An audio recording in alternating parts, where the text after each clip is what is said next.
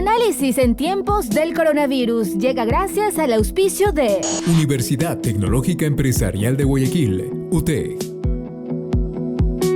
Hola, hola, ¿cómo están? Bienvenidos al programa. Mi nombre es Ricardo Mortola Viteri y esto es Análisis en tiempos del coronavirus. Gracias a todos por estar del otro lado, como siempre. Son las 6:05 de la tarde y es martes 8 de septiembre. Gracias, como siempre, a los que nos siguen en la radio y, por supuesto, en todas nuestras redes sociales, donde se suben todas nuestras entrevistas, Facebook, Instagram, YouTube, Spotify. Como siempre, les recuerdo que Análisis en tiempos de coronavirus llega gracias al auspicio de la UTEC. En la Universidad Tecnológica Empresarial de Guayaquil, UTEC, tenemos un firme compromiso con la excelencia. Ofrecemos una oferta académica de primer nivel en nuestras carreras de grado, posgrado y programas de educación continua. Hemos formado muchos líderes que hoy, desde la empresa pública o privada y desde el emprendimiento, generan desarrollo en el país y en el mundo. Visítanos en www.utec.edu.es, UTEC, poder lograrlo. Para el día de hoy tenemos como entrevistado y para comentar sobre el tema más preponderante de la semana, que ha sido la ratificación de la sentencia al expresidente Rafael Correa. Estamos con el doctor Raúl Llerena, que es jurista. Doctor, muchísimas gracias por estar con nosotros. Bienvenido a nuestra casa. Sí, muchas gracias por la invitación. Realmente es una satisfacción poder compartir estas inquietudes que son obviamente de interés nacional. Sí. A la orden, licenciado, a la orden. Muchas gracias, doctor.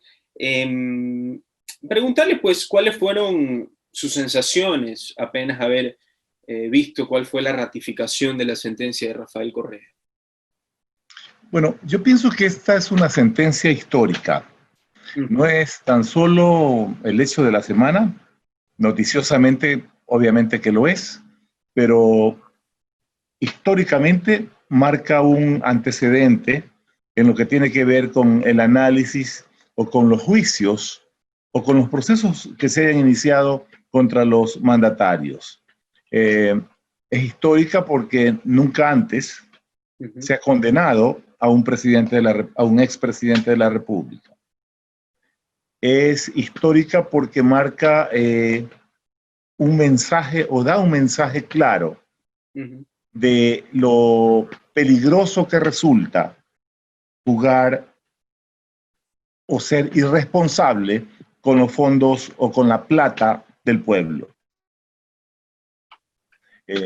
La sentencia tiene obviamente sus bemoles. No es una sentencia perfecta en lo jurídico. Sin embargo, en mi criterio, cumple todos los parámetros legales. Hay cuestiones no de orden subjetivo, sino más bien de orden interpretativo, que podría dar o que permiten que haya muchas contradicciones y muchas opiniones contrapuestas. Doctor, ¿usted cómo lo hubiese perfeccionado? Usted me dice que no es perfecta. ¿Cómo lo hubiese perfeccionado? Por ejemplo, el tema de la influencia psíquica, de la instigación psíquica para delinquir, que configura la autoría mediata. El autor mediato es el hombre de atrás. Antes se llamaba autoría intelectual. Es lo mismo. Pero ese influjo psíquico, que es un poco extraño en nuestra forma de redactar o de concebir conceptos, obviamente que puede derivarse en cuestiones de orden subjetivas. Puede entenderse que eso no admite o no podría probarse de una forma concreta. Sí. Siempre va a quedar eso en la mente o en la duda, tal vez. Y esas cuestiones de supuestos, esas contradicciones, en el caso psíquico, ¿favoreció o perjudicó por su caso a los culpables, en este caso que son Rafael Correa y los miembros de Alianza País? Bueno, por supuesto que desde esa óptica interpretativa de los hechos, ¿sí? Esto es lo que lo sepulta. Esa concepción de la influencia psíquica para delinquir, los condena y hace que obviamente la Corte Nacional haya confirmado, o más bien haya declarado sin lugar la casación. La casación es un recurso extraordinario. Ahí no se revisa prueba.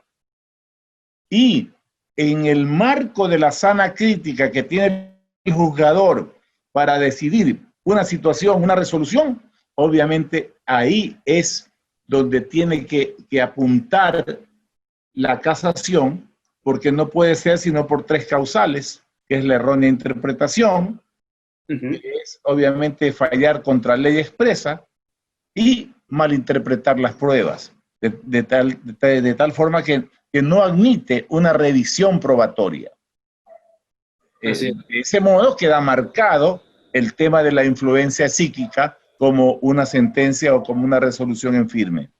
Definitivamente. Y para, pues, encontrar un contexto más amplio sobre lo que ha sido este caso y para refrescarle la memoria a los radioescuchas, lo que tiene de peculiar este caso es que este caso, por así decirlo, se abre el 3 de mayo del 2019, se publica en el portal digital Mil Hojas un artículo denominado Odebrecht y otras multinacionales pusieron presidente en Ecuador, de autoría de Fernando Villavicencio y Cristian Zurita. Esto es especial, por así decirlo, porque uno de los casos más importantes que ha dictaminado sentencia ante un expresidente de la República en la historia de nuestro país viene de la mano o inicia del periodismo investigativo. Tanto así que se podría decir que es casi, pues, una paradoja, ya que el periodismo investigativo fue tan castigado en las épocas del expresidente Rafael Correa, y justamente es el periodismo investigativo el que lo condena, por así decir.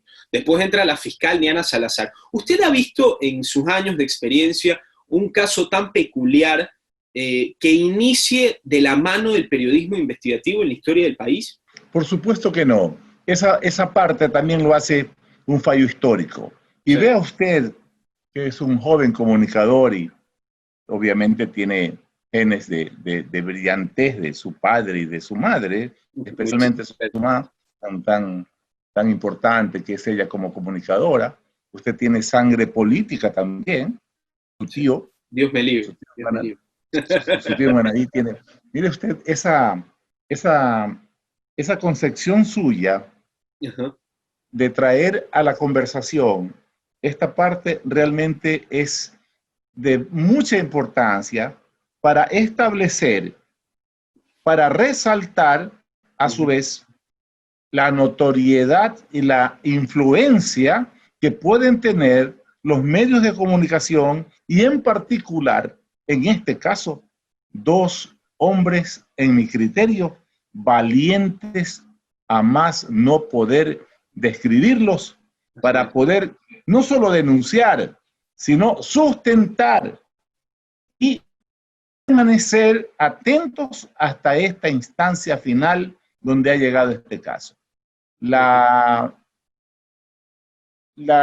situación de Villavicencio y de Zurita realmente, en mi criterio, son de resaltarla y de ponderarla, porque sirven como ejemplo de lo que todos los ciudadanos debemos hacer, y más aún los comunicadores sociales, para que vea usted, usted que es un joven comunicador y pinta para político, la influencia que tienen los medios en el quehacer nacional. Y este ha sido un ejemplo. Obviamente también hubo una parte importante, fue la fiscal decidida también, porque también hay una influencia política que obviamente ha ayudado a que este juicio llegue a estas instancias, y más aún se haya acelerado en la última parte de su tramitación.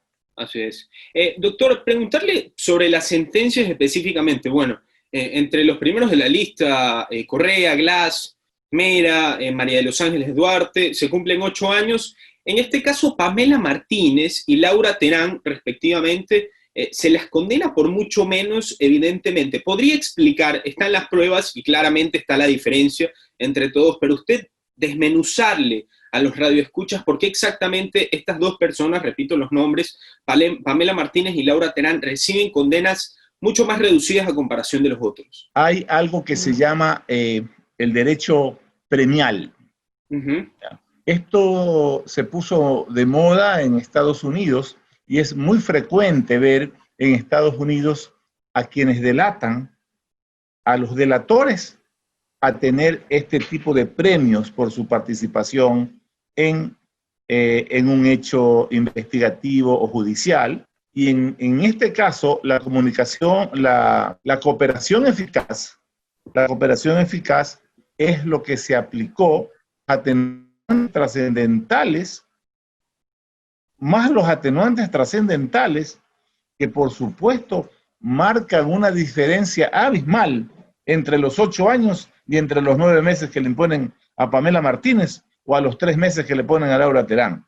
De forma tal que esto no es otra cosa que la aplicación de una parte de esto que es nuevo en nuestro Código Orgánico Integral Penal, que se llama cooperación eficaz. Es decir, que un implicado en un juicio dice todo lo que sabe, aporta todo lo que puede conducir a establecer probatoriamente un estado de certeza que haga, que ocasione que la sentencia tenga esa firmeza que necesita. Eso es lo que ha ocurrido. Interesante, doctor. Y ya metiéndonos pues al tema político exactamente, claramente esta sentencia ha sido histórica porque me pongo a pensar, Rafael Correa por caso de corrupción ha sido condenado a 8 años y está prófugo de la justicia, y aún así, doctor, me animaría a decir que hay un tercio o más de un tercio del país que aún simpatizan por Correa y que en los sufragios de febrero del próximo año votarán por Andrés Arauz porque saben que es el candidato de Rafael Correa. ¿Cómo, por así decirlo, yo no creo que sea muy notorio, pero cree usted que esta sentencia podría perjudicar los números y el porcentaje de popularidad de Rafael Correa, sea como candidato que ya no lo puede ser y está condenado a 8 años, o sea para Andrés Arauz, que es su próximo candidato o es el que va a sacar la cara por su ideología política? Interesante. Una cosa es la papeleta con Correa y otra es la papeleta electoral sin Correa. La influencia política electoral que puede tener un hombre importante políticamente como lo es Rafael Correa, seguirá y parte, mire usted lo ha dicho, creo de un 22% fijos, parte de ese porcentaje. Y yo no creo, lamentablemente en mi criterio, el candidato Arauz no tampoco ha emocionado mucho a las huestes correístas. Habrá gente que vota sin ver y sin analizar por Arauz, porque es Correa, porque es de Correa. Pero habrá otra gente que va a valorar la participación o la formación de este candidato, que en realidad tampoco emociona, tampoco causa un efecto de efervescencia en las masas, como resultó ser Correa, que pegó, ¿no? Por ejemplo, podemos tener después de algunos años Morto Laviteri candidato a la presidencia y pega. Cuando pega, pega, ¿no? O sea, cuando el electorado se conecta, se identifica, se sintoniza con el candidato, este prende. En mi criterio, Arauz, por mucho apadrinamiento que pueda tener de Correa, no ha pegado. Sin embargo, mantendrá una posición electoral importante, capaz inclusive de llegar a la segunda vuelta electoral. Así es. Y pues ahí está, ese es un lado, y está el otro lado de las personas que celebran que se haya hecho justicia por la situación del partido de Alianza País. Y hay muchos que prácticamente sienten un respiro de alivio porque ven a Correa completamente fuera de juego. Dicen, Correa ya no va para más, según la sentencia no puede participar, no puede tener ningún cargo político más, va sentenciado a 8 años. Pero yo creo que, por ejemplo, yo que soy joven, me he visto el caso de O.J. Simpson, veo tantas maneras de regatear, por así decir, el sistema, a las leyes, la Constitución, cambiarla, las leyes, ¿verdad? Le pregunto a usted, doctor, con su experiencia, con su sapiencia, ¿está el presidente Rafael Correa fuera de juego literalmente para lo que queda de su vida? ¿O cree usted que existe una ínfima probabilidad, si es que se dan ciertas cosas, que sea un caso tipo, me pongo a pensar, Lula da Silva o Nelson Mandela, que acepta su puesto en la cárcel, sale de la cárcel, movimiento, entra a la política? ¿Cree que existe esa posibilidad aún? Yo sí creo que existe esa posibilidad. Uh-huh. Y esa posibilidad existe en la medida en que quienes accedan, quienes lleguen al poder, hagan un buen o mal papel. Uh-huh. Si el papel del próximo mandatario es similar al de Lenín Moreno, tenga la completa seguridad que se constituyen también en los mejores directores de campaña de Correa. En el país hay un caso que históricamente tal vez, bueno, obviamente no es de su generación, pero si revisamos la historia nos encontramos con José María Velasco Ibarra. Uh-huh. 5 veces presidente, defenestrado del poder, expulsado del país por las dictaduras militares, y volvía y ganaba las elecciones. Ese es un fenómeno.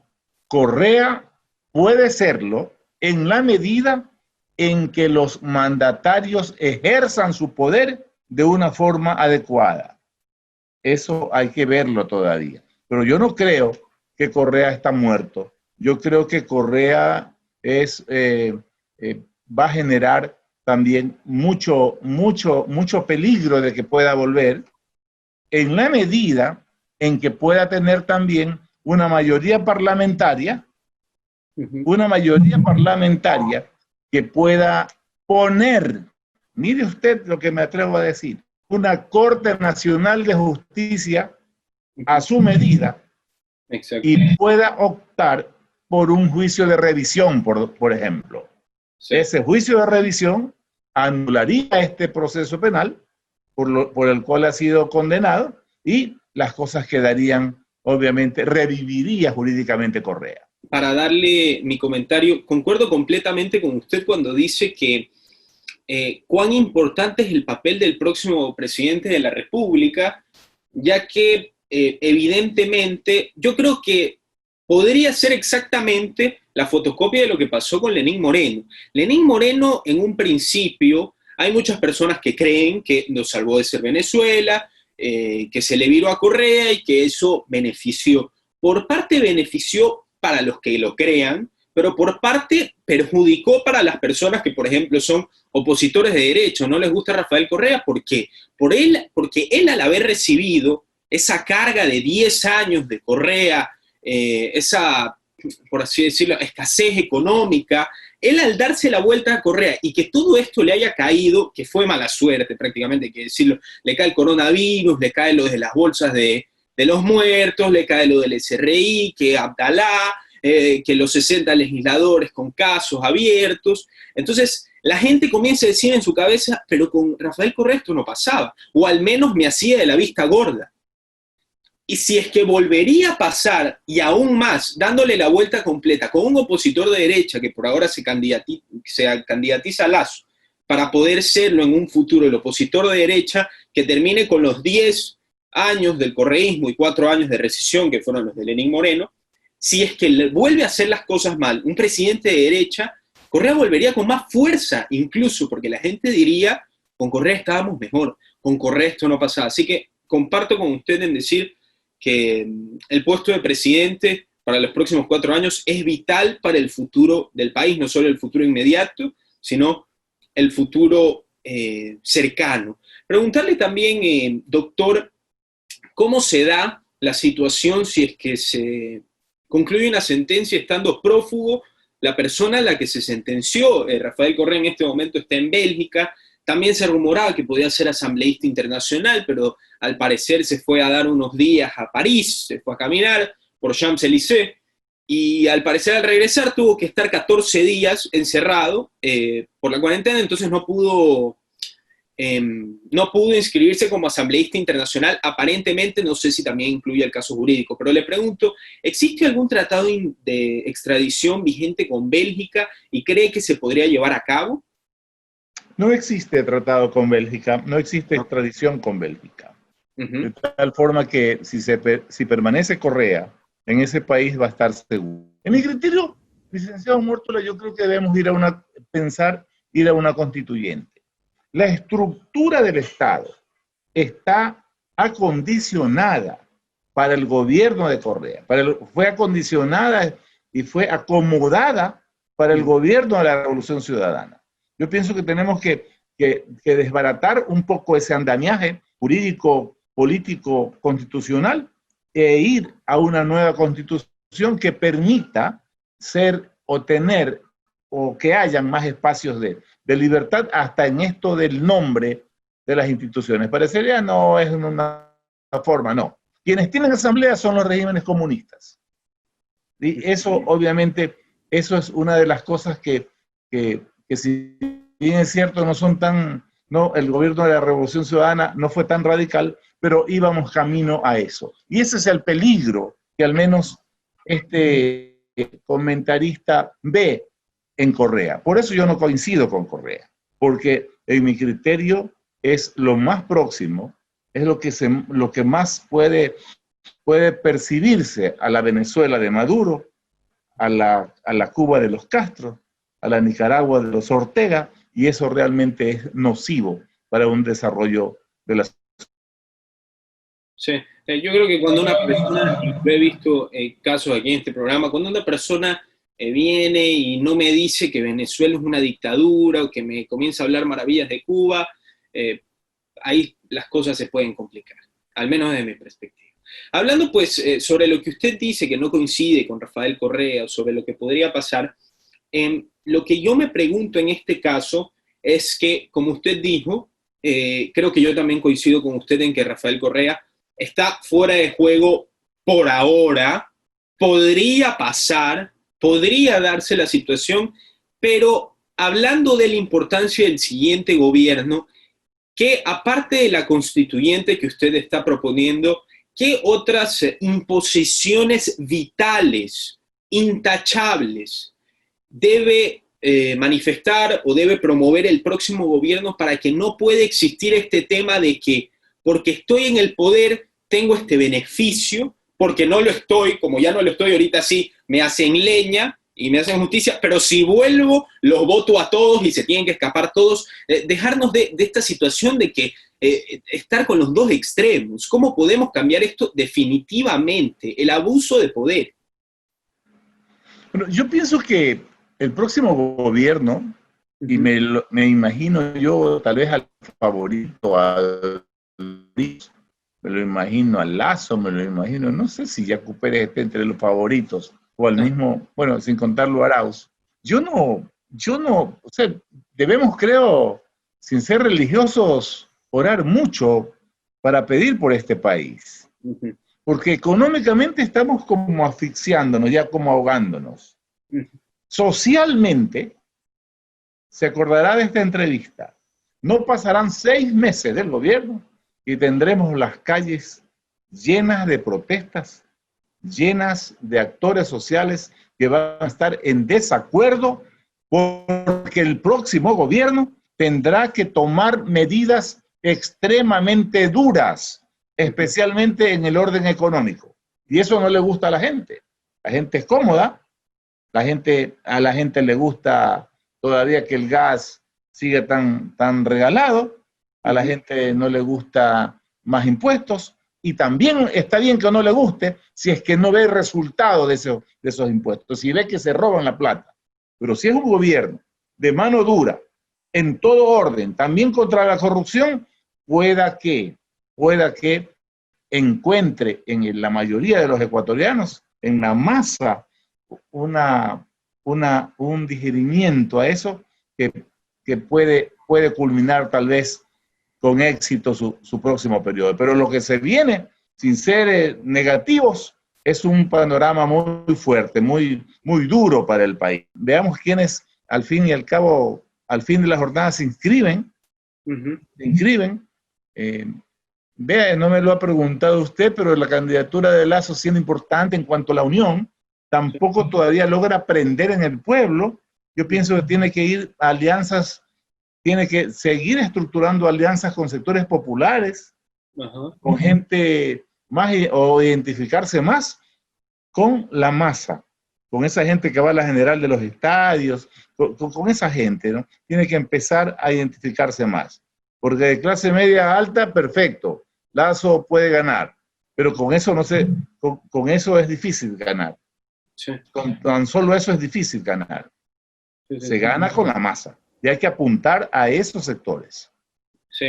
Doctor, mencionarle pues sobre el tema de los impuestos, tocar el tema. Yo creo que el tema sobre lo que usted dice que pueden haber propuestas afiebradas, crispadas en el país, dado pues a las medidas impopulares que podría tomar el próximo gobierno. Yo me pongo a pensar, pero ya hemos tenido medidas impopulares, solamente que la gente no se quejó, porque fue en el terremoto del 2016, el aumento del porcentaje del IVA. Pero en ese momento yo le puedo decir que la gente simplemente dijo, bueno, hay que ser condescendiente. Yo creo que el país, como masa, no hablemos de una situación política ni una ideología, como masa fue completamente solidario. Yo recuerdo los camiones que iban a Manabí, realmente fue una movilización estremecedora. Pero ahora lo que la gente pues le podría preocupar, yo creo que aparte de lo que es el aumento de sueldos y lo que es quitarle más dinero al bolsillo de los ciudadanos, es qué se hace con ese dinero que se le quita al bolsillo. Y ahí la pregunta es cómo el próximo gobierno puede con transparencia demostrar que ese dinero extra que se quita es bien invertido para el beneficio del país. Porque yo le puedo decir de primera mano, sin tener ningún papel o ninguna prueba, yo soy de Valle de Caracas y yo le puedo asegurar que en mi ciudad no han, o sea, ínfimamente tal vez, pero no se ha invertido absolutamente nada. Sigue igual de destruida que hace 4 años y se me rompe el corazón cada vez que voy. No se ha invertido absolutamente nada, se lo puedo decir a todos los radioescuchas de primera mano. Entonces la cuestión tal vez no sea cuánto duela quitar el dinero del bolsillo, sino que al menos, si vas a pagar más, si vas a dar de tu bolsillo para el beneficio del país, ¿cómo se demuestra? Con transparencia que sí se va a hacer. Definitivamente eso se lo puede realizar con decisiones firmes y escogiendo a los mejores ciudadanos, hombres, mujeres, jóvenes, viejos, indios, cholos, de todo, a ser muy inclusivos en escoger a los más honestos, no a los más honestos, a los honestos, a los capaces, y ahí estructurar con ellos el gobierno. Que esa coalición, cualquiera que sea el ganador de las próximas elecciones, tiene que apuntar hacia hacia la conformación de un gobierno de honestos, con el ejemplo del presidente de la República. Mire usted el caso actual, no puede darnos ejemplo de nada cuando está pendiente todavía la investigación de los SINA Papers, por poner un ejemplo. ¿Qué ejemplo puede dar el presidente si él podría ser investigado aún o en cualquier momento? Entonces hay que gobernar con el ejemplo para poder exigir honestidad. De lo contrario, esta sociedad tiende a resquebrajarse más. Lo tenemos que apuntar a los jóvenes, a los niños. Esta década y algo más de Correa y Moreno realmente han hecho perder valores. Pienso que tenemos que ir a una reforma educativa de lo más profunda. Tenemos que ir hacia la firma como de un contrato moral de sanación nacional en todo orden. Pero principalmente en el área educativa tenemos que replantear los pensum académicos, las mallas curriculares o los programas de educación desde el kinder. Será un proceso lento y nuevo que ya le tocará obviamente en su momento a ustedes los jóvenes brillantes que tienen que también involucrarse en la política nacional. Así es, doctor. Ya para terminar, quisiera hacer una pequeña dinámica, ya la última pregunta, una pequeña dinámica. Aparte de la pena de prisión para los 20 sentenciados, usted como jurista, como profesional, no solamente están los años de cárcel para cada uno de ellos, sino también deberán pagar una indemnización de $14.745.000. Reparación se llama, reparación integral. Correcto, algo menos del doble de los sobornos, que fueron 7.797.000. Y aparte de eso, también hay otras resoluciones en la sentencia, que es la colocación de una placa por parte de los procesados de la Presidencia de la República del Ecuador, con un texto en castellano y quichua que diga: los recursos públicos siempre se deberán administrar honradamente y con apego irrestricto a la ley. La función pública es un servicio a la colectividad con sujeción a la ética como principio rector. La segunda es expresión de disculpas públicas por parte de los condenados, la cual se hará en la Plaza de Independencia en la capital del Ecuador, que vamos a ver si se da. Esa yo creo que es la sentencia más dolorosa. Yo creo que ellos prefieren cumplir cárcel, yo creo que ellos prefieren pagar, pero decir que se equivocaron, yo creo que es algo prácticamente imposible. Y la tercera va a ser asistir y acreditar el cumplimiento de capacitación por 300 horas sobre un curso de ética laica y transparencia en la administración pública. Sin ánimo de burlarnos de personas que están siendo sentenciadas por la ley, si usted hubiera podido ingresar en un modo de juego otra resolución de este tipo de valor, tipo de construcción personal, tipo de arrepentimiento, ¿qué otra resolución usted como jurista, haciendo un juego, hubiera agregado? Yo hubiera agregado algo más práctico. Yo hubiera agregado que como el producto de los bienes incautados, que se han incautado pocos, que eso se ha invertido en una promoción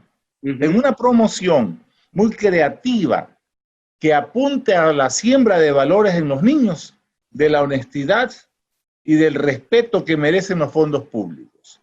Yo hubiera empezado por ahí. Lo otro es un poco lírico y, como usted bien lo apunta, difícil de cumplirse. Y sí nos causa una sonrisa. Bueno, eso, imagínese usted que el acusado va a publicar, es casi imposible, ¿no? Pero es la parte quijotesca de la sentencia, que obviamente implica la intención de dar ejemplo. Pero yo hubiera empezado por algo más práctico, que era destinar fondos para hacer una campaña publicitaria con los mejores creativos para empezar la siembra de valores en los más pequeños, ¿no?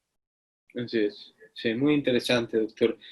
Doctor, se nos ha acabado el tiempo, pero ha sido un placer tenerlo. Muchísimas gracias por estar con nosotros, ¿eh? La satisfacción ha sido mía, Ricardo. Le auguro a usted el más grande de los éxitos, como comunicador y como político, porque sé que lo lleva en su sangre y le gusta. Mis felicitaciones a usted, a su programa, y mi reconocimiento a su señora madre. Un abrazo, Ricardo. Pronto, Dios quiera, nos conoceremos personalmente. Así es, doctor. Muchísimas gracias. Un placer. Un abrazo. Pase bien. Análisis en tiempos del coronavirus llegó gracias al auspicio de Universidad Tecnológica Empresarial de Guayaquil, UTEG.